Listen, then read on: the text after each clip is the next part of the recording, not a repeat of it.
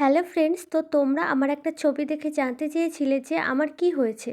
তো আমার অ্যাকচুয়ালি একটু কানে প্রবলেম হয়েছে, মানে কানের মধ্যে শাঁসা করে আওয়াজ হচ্ছে, সে কারণে সকাল সকাল ট্রেন ধরে চলে এসেছি এনআরএস হসপিটালে।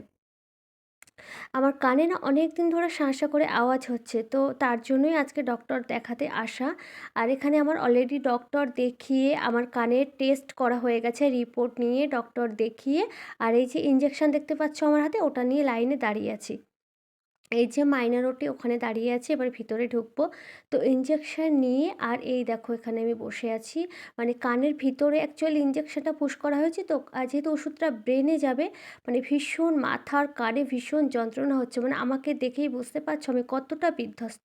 তো আমি এবার সন্ধ্যাবেলা ট্রেনে ফিরছি, তো সেটাই এখন দেখাচ্ছি আমি। আর বাড়িতে চলে এসেছি, বাড়িতে আসার পর আমার অবস্থা দেখো, এত মাথার যন্ত্রণা আর এত কানের যন্ত্রণা হচ্ছে, আমি কিছুতেই স্থির হতে পারছি না। মানে দেখেই বুঝতে পারছো আমার কতটা কষ্ট হচ্ছে।